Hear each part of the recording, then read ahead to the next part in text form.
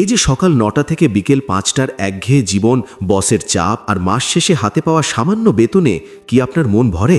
আচ্ছা, আপনারও কি কখনো মনে হয়েছে, ইস, যদি নিজের একটা কিছু থাকতো যেখানে আমিই হব আমার বস আর আমার পরিশ্রমের ফল ভোগ করবে অন্য কেউ নয়, আমি নিজেই? এই স্বপ্নটা বাংলাদেশের হাজারো তরুণের, কিন্তু স্বপ্নটা সত্যি করার পথে সবচেয়ে বড় বাধা একটাই, ভয়। কোথা থেকে শুরু করব, মূলধন কোথায় পাবো, যদি লস হয়ে যায়? এই হাজারো প্রশ্ন স্বপ্নের ওপর ছাই চাপা দিয়ে দেয়। আপনার এই দ্বিধা আর আমাদের গল্পের নায়ক আরিফের গল্পের মধ্যে হয়তো অনেক মিল খুঁজে পাবেন। আসুন আজ আরিফের চোখে দেখে নিই কিভাবে শূন্য থেকে একটি সফল ব্যবসা শুরু করা যায়। এক ব্যস্ত শহরে থাকতো ২৫ বছরের এক যুবক, নাম আরিফ। সে একটি অফিসে কাজ করত, যেখানে প্রতিদিনই দেখা যেত বসের তোষামোদ, সহকর্মীদের দোষ অন্যের উপর চাপানো আর অকারণে বাড়তি কাজ। এই পরিবেশে কাজ করতে করতে আরিফ ক্লান্ত হয়ে গিয়েছিল।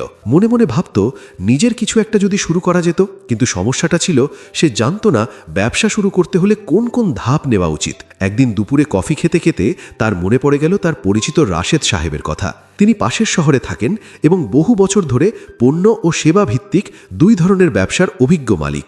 আরিফ ভাবল, তার চেয়ে ভালো পরামর্শদাতা আর কে হতে পারে। ফোনে কথা বলেই ছুটির দিনে সে মোটর বাইকে করে রাশেদ সাহেবের বাড়ির উদ্দেশ্যে রওনা দিল। বাড়িতে পৌঁছেই দেখল রাশেদ সাহেব বারান্দায় বসে পাখিদের খাবার দিচ্ছেন। চারপাশে শান্ত পরিবেশ, কোনো ব্যস্ততা নেই। কফি খেতে খেতে আরিফ তার ব্যবসা শুরুর ইচ্ছের কথা খুলে বলল। সে স্বীকার করল, আমি জানি না কোথা থেকে শুরু করব আর কোন ভুলগুলো এড়াতে হবে। রাশেদ সাহেব হেসে বললেন, শূন্য থেকে ব্যবসা শুরু করার 5টি গুরুত্বপূর্ণ ধাপ আছে, এসো আজ তোমাকে সেগুলো বাস্তবে দেখাই। এরপর তিনি আরিফকে সঙ্গে নিয়ে সমুদ্রের দিকে রওনা দিলেন, কারণ সেখানেই তিনি নতুন একটি রেস্টুরেন্ট খোলার পরিকল্পনা করেছিলেন। সমুদ্রের ধারে গিয়ে তিনি দূরের রেস্টুরেন্টগুলোর দিকে ইঙ্গিত করে বললেন, প্রথমত কোন ধরনের ব্যবসা করতে চাও সেটা ঠিক করো। কেউ পণ্য বিক্রি করে, কেউ সেবা বিক্রি করে।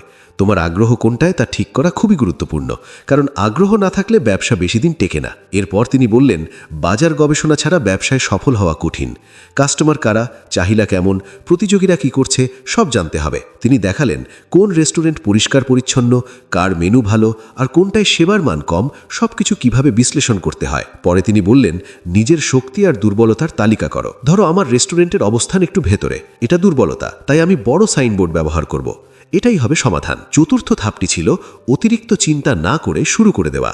মাঠে নামার আগ পর্যন্ত কিছুই শেখা যায় না, মাঠে নামলেই বোঝা যায় কোথায় উন্নতি করা দরকার। শেষ ধাপটি ছিল নিজের কাজের মূল্যায়ন করা এবং পরিবর্তন আনতে শেখা। প্রতিদিন শেখো, ভুল ঠিক করো, নতুন কিছু যোগ করো। পাশে যদি গাইড না থাকে, অনলাইন থেকেই শেখো, শেখার কোনো শেষ নেই। সেদিন সমুদ্রের ধারে দাঁড়িয়ে আরিফ বুঝে গেল, ব্যবসা কত বড় বা ছোট সেটা বিষয় নয়, সঠিক ধাপগুলো অনুসরণ করলে সফল হওয়া অনেক সহজ।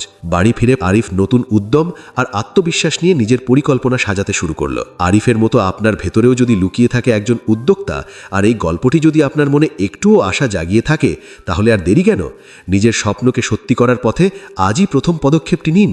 এই পথচলায় অনুপ্রেরণা পেতে আমাদের চ্যানেলটি সাবস্ক্রাইব করতে এবং ভিডিওটি লাইক দিয়ে আমাদের উৎসাহিত করতে ভুলবেন না। দেখা হবে পরবর্তী গল্পে। ধন্যবাদ।